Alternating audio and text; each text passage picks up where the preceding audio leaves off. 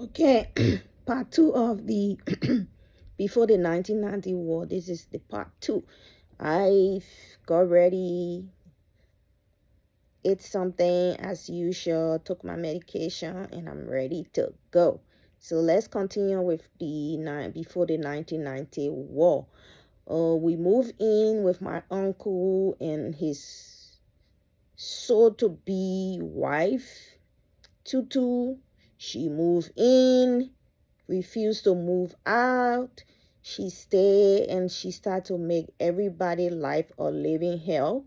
And so most of the people that were living with her, like my uncles and brother, they all moved out. My auntie moved out. Auntie Daisy moved out.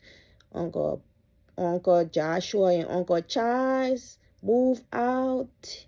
My brother Speedball moved out. So it left me and my sister. And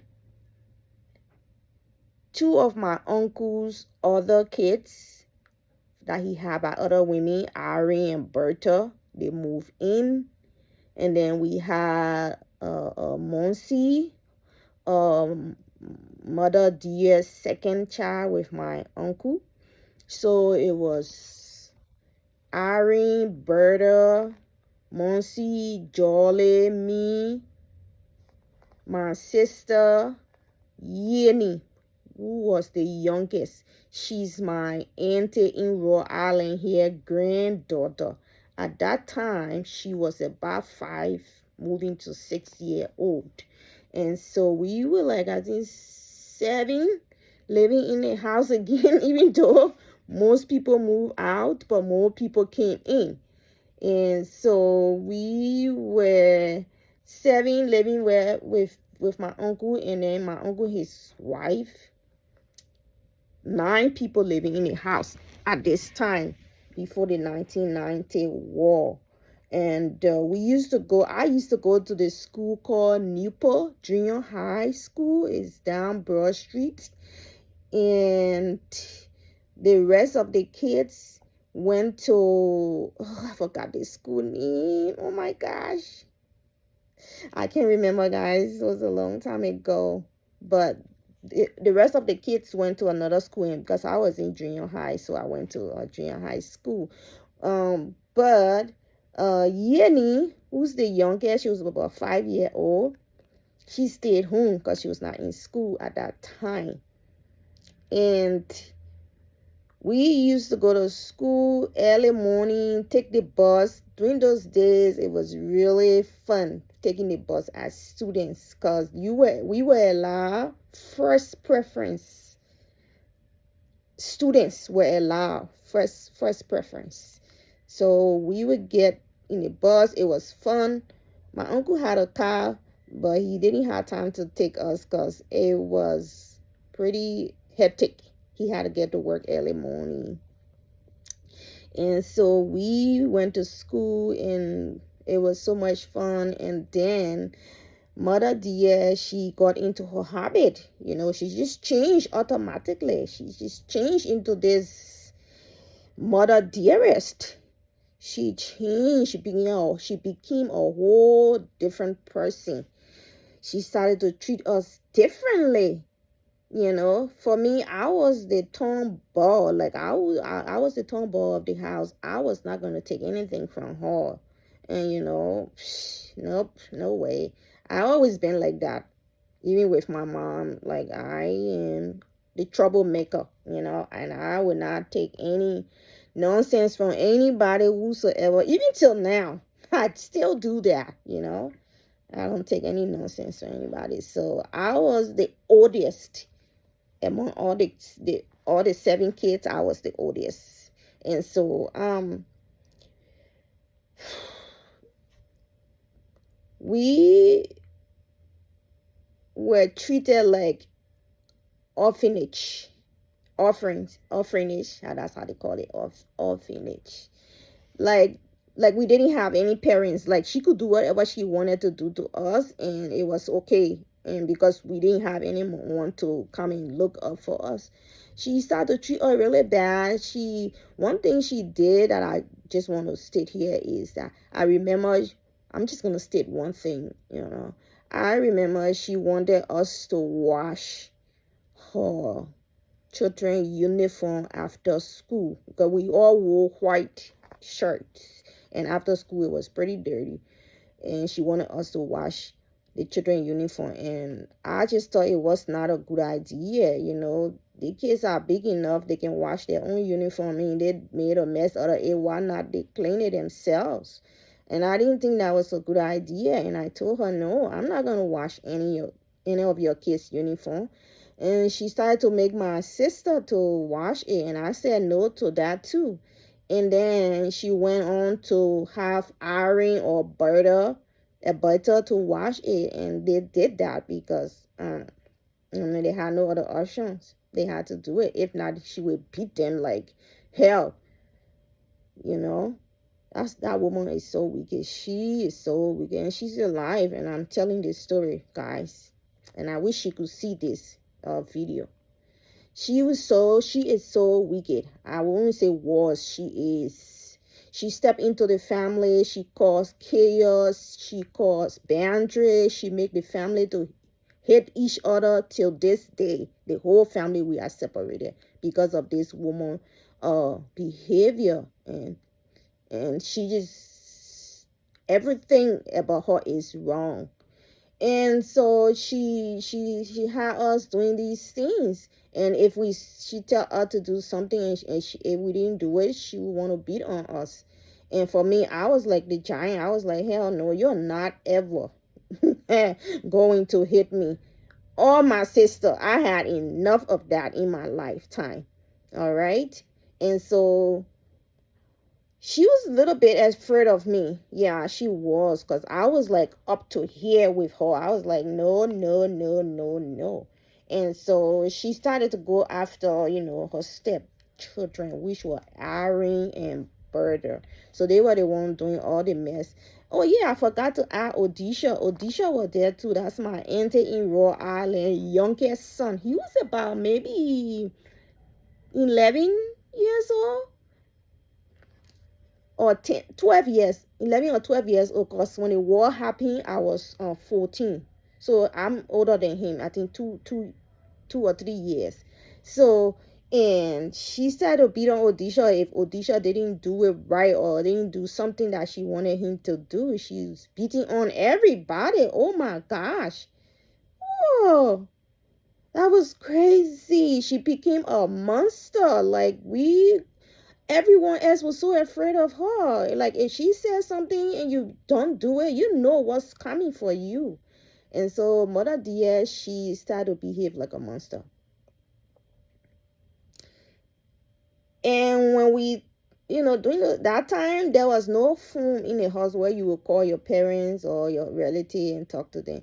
But my older brother, Speedboy, used to come around to check on us because he lived around there. He used to come around to check on us every other time. And when he come, we always told him what's going on, how she's treating us and all that stuff, what was going on. And so the last time he came, we told him how it was getting really bad now. It was getting really bad.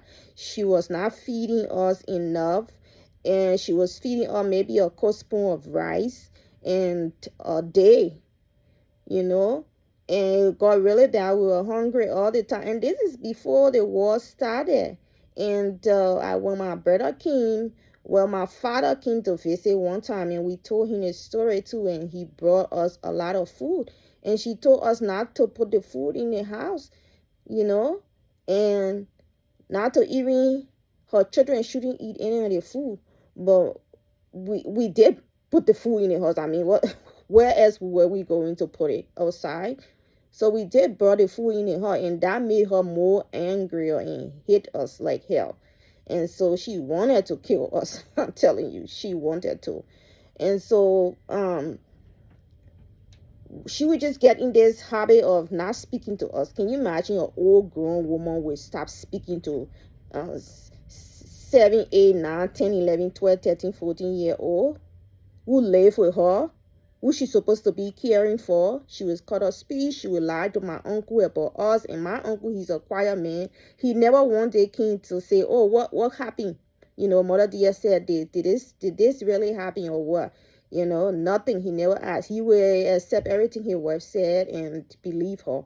And that was that until we started to hear, my brother came and we told him. He said, okay, I'm going to go and tell mom. I'm going to Buchanan to tell mom and everything that's been going on here. And then mom will come and get you guys. Because my mom didn't know what was going on. If my mom knew, in a second, we would have been over there from out of that house. But my mom didn't know. No one told her. And when we try to tell others, they didn't believe us. They just said that, oh, okay, it's just lying. You want to be a law and don't want to listen. It's Africa. It happened every single day. I mean, even till now, I guess it's still happening. And so people started to talk about the 1990 war. My brother left now, okay? And that was the last time we saw my brother for so many years. And we started to hear about war. Charles Taylor is coming. He's coming to overthrow the government. I was 14 years old. What did I know about overthrowing the government or whatsoever? I did not know. I had no idea. And before then, well, my uncle used to tell us, guys, make sure you don't waste any food or whatsoever. Like my uncle knew that. I think he knew, but we didn't pay attention because we were kids. He said, make sure you don't spoil any food. Keep your food because there will come a time and you will not have any food to eat. And so we started to hear about the war. And one day, a neighbor came over and told my uncle, he said, it's getting bad. You guys have to leave because the rebels are going to be coming in this area tonight and they will be killing everybody. Or maybe in a week, they will be coming in, if not tonight. My uncle's wife said, we're not leaving. We're staying here. The war will come here and meet us here. My uncle agreed to that and we stayed. So while we were there, a day after, my cousin Birdie, my auntie Daisy. Birdie is my auntie in Rhode Island daughter. Now my auntie has 6 children. So yeah, if I'm referring to her, that's why, because she has 6 children. She's one of those that have more children in the family. So my auntie daughter Birdie and my auntie daughter, which is a little older, and then auntie Daisy, which is the youngest for the family. She's the last of 10 children. So my mom, they are like 10. So I have a big family on the mom's side too. On the past side, I do have a big family. I have so many brothers and sisters, maybe about 32 brothers and sisters, but most of us, we don't know each other. I just know a few of them. And the one that I'm most in contact with and connected with and love is Abraham. I love him. Abraham, if you're out there, I love you. So I consider him my closest brother. However, they came and they said, it's bad. It's really bad. We have to leave this place right now. And my uncle, mother dear said, no, we're not leaving. And so we begged our cousin and auntie to take us with them. And they said, you know what? We don't even know where we're going and we don't even know what's out there. But we're going to see if everything's okay. We'll come back for you guys. And they left. That was the last time we saw them in years. And so they went and got stuck. They could not return. It got really bad. It could not return. They were killing people. So we had the government truth. Then we had the Charles Taylor truth. Then we had the Prince Johnson truth. Then we also have the UNIMO troops. And then they were all just rebel put together, just causing chaos, killing people, taking women and ripping their babies from out of their tummy, eating the baby heart, cutting up people every time they meet up with someone, they will cut off your hand. If you see anybody from Liberia hands cut off, 75 or 80% of the time it will be because of the war. They cut off your hand, they cut off your foot. They cut off your hand, they cut off your foot if they don't cut your neck out. So that's what they were doing, and it was so horrible. It was so bad, and we were scared to death when we heard that news that the rebels were doing this. So the government soldier too just got really mean, and they were supposed to protect the peace of the country, but they were also killing the people because they were confused. They did not know who was rebels and who weren't rebels, and so they were just considering everybody to be rebels. So if they see you, you know you're dead. And they were just killing people, killing people. We even heard the news that it went to another place on the highway, and they put people in the well and buried them in the well alive. They even went to this is the government truth. They even went to a church and killed the people that were seeking refuge in the church. During the war, people would go to the church. What? No, it wasn't. Nowhere was safe. They killed everybody in the church, and so it was really, really ugly. And so we're in on 24th Street. We and our uncle. Things were getting tough. We weren't eating. The mother dear bought had some rice in her room because for us Liberians, rice is our staple food, and so anything with rice, that's what we have. And so she had a bag of rice and a little bit of sardine and stuff like that, and she said it wasn't enough, and we were like 7 or 8 in the house with her, including her 2 girls. And so she would cook the food and take it in her room and leave the bottom part, which was the crust. That, remember I told you in a story, in one of my story, that the crust was usually given to the dogs. And if you give the crust to somebody that live with you, or even your neighbor, that's an insult during normal day before the war.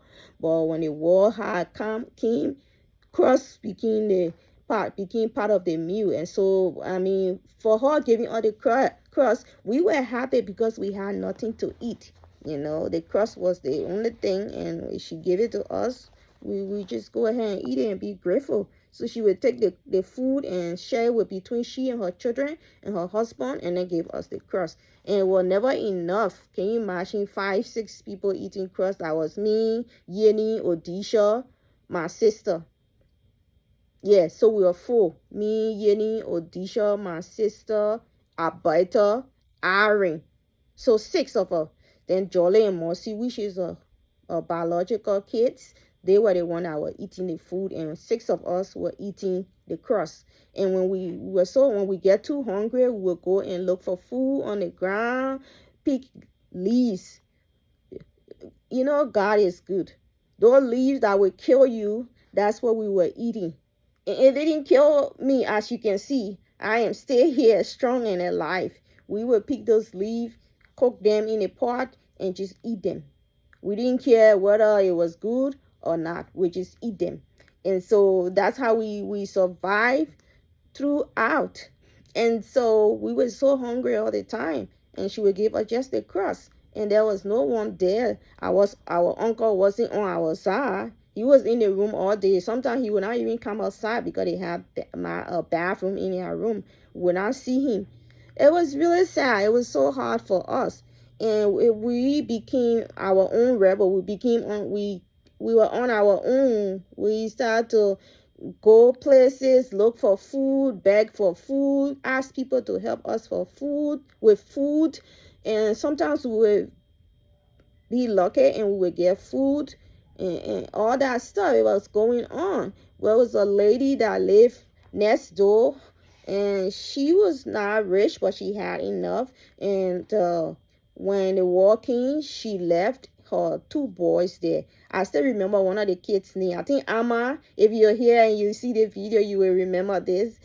He was the oldest, and he used to help us because his mom left, and he used to help us with food. When we get really hungry, we go to Amma. Amma will help us with food because he was a close friend to Odisha, my auntie's son. And so that's how we survived for that first part.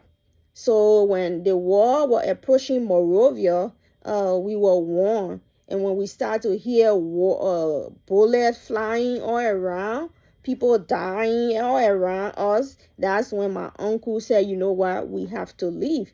And she said, oh no, we can't leave. Let's go down the street to my brother. It will be safe there to my family house. My uncle he agreed. That's his wife, kind of his wife. And so they weren't married, but in Africa, when you live with a man or a woman for a longer time and have children, we just consider you his or her, spouse. And so we went down the street to her family house, and that's where it got worse. Oh my gosh, it was so sad. It was so sad. It was hard. I don't think I can. I'm not going to cry. I need to explain this so that you guys can understand. Yes, it was hell. It was hell. So we were there for a day, and then the next day it got really bad. We start hearing firing, people dying all around us, and so we had to leave to go up where there was a little bit safety. Not really. We're just moving wherever the breeze take, or where we don't hear any gun sound or rocket falling or grenade falling. That's where we were heading. And that area was up the street. We call is all the way downtown and Broad Street up Benson Street. That's where we were heading because my uncle Joshua lived there. He and his wife, they were there. And we just assumed that they would be okay. And everybody were moving that way, going that way. From Single, everybody were going that way because you can't go this way because that's where the trouble's coming from. Okay? So we had to go forward, move forward. And so that's where we were heading. And people was just dying all around us. Dead body lying all around us. It was so bad. And so Yenny, she's the youngest. She's about 5 years old. She's about 5 years old. She was like not even 30 pounds. If you see Yenny, she was malnourished. She was so weak and tired. She couldn't walk. So her uncle Odisha, my auntie's last child, which in Rhode Island here, my auntie's last child, and me, we had to switch carrying Yenny because she was so weak she couldn't walk. She was so weak. You could see all her eyes pop out. You know how malnourished kids look. That's how that little girl was looking, my people. We didn't think we thought we're gonna lose her. We thought we're gonna lose her there. Yeah, we had no hope. And so we started to walk up Benson Street. And from Singa to Benson Street, that's about an hour or 2 hours, maybe I think 3 hours walk. That's way far, far, far, far away. And we had to walk there through rockets, grenade, bullets,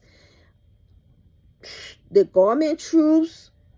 Because if you're coming towards this side, that means you're coming towards the government troop area. If you're going that way, that means that Charles Taylor and Prince Johnson, the Unimo, all those one, the rebels area. The government troop were this way, going up Benson Street area, Broad Street. So we had to go this way because we're thinking, okay, the government troop will be good to us because they're supposed to be taking care of us. No. It wasn't that way. It was all different because the government crew, they were like on offense. Like anybody from that side is our enemies. So we were in the middle. We couldn't go backward, we couldn't go forward, but we had to go somewhere. And so we headed up to Benson Street, way downtown. And we couldn't go this way, which was Freeport area, because we had Prince Johnson coming from the Freeport area.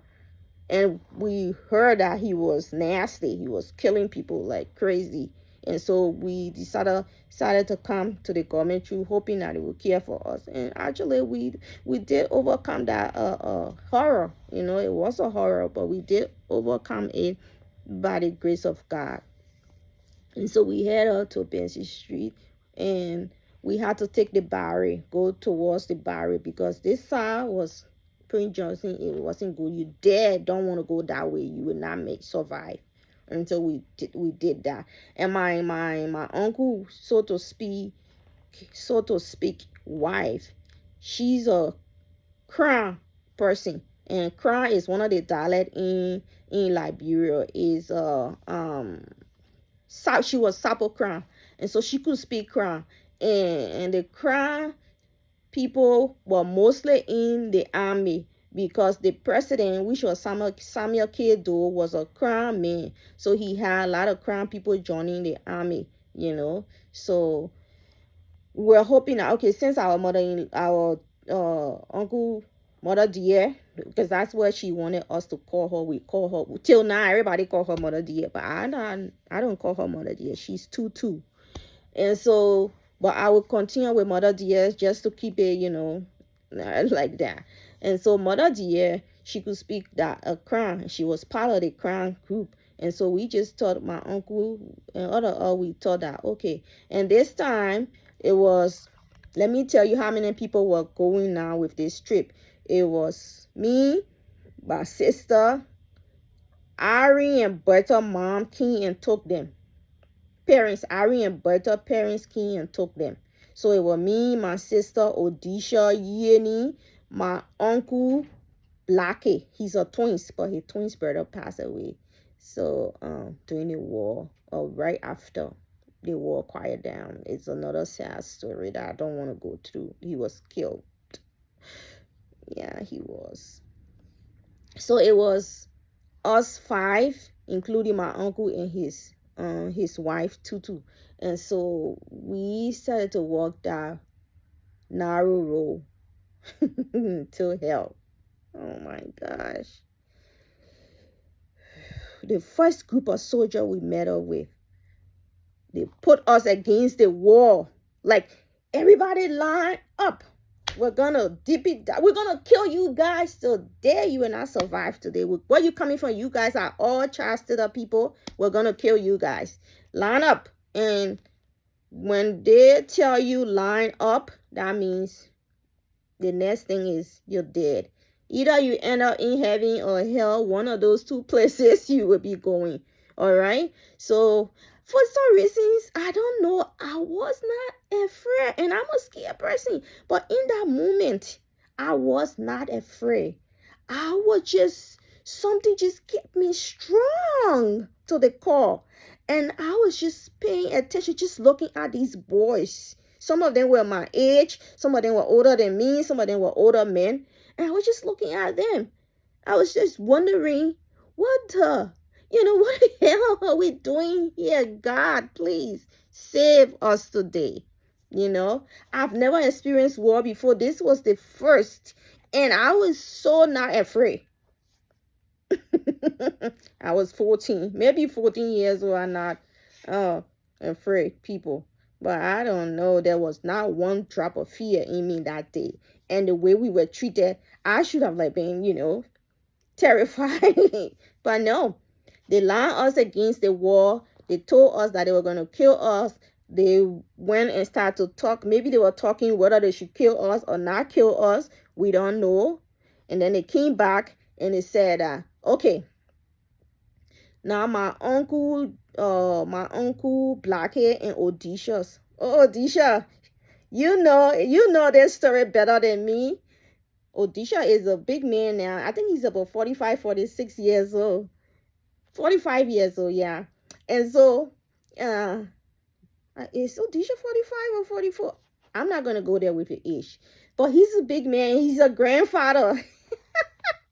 You know what I mean, guys? God kept all of us alive. All right, so we can be, so I can be able to tell this story today. All right, so they line us against the wall, and they are about to kill us. I'm gonna stop here with another 30 minutes, and I will continue in the next video. So thanks for watching. Like and share. Go to my YouTube channel and subscribe, guys, and support your sister. Please subscribe. Subscription is free. I love you guys. Thanks for following me. This is exciting just to be able to share my story. It brings so much relief and joy to me. So thank you for coming along this journey with me. I love you guys, and bye.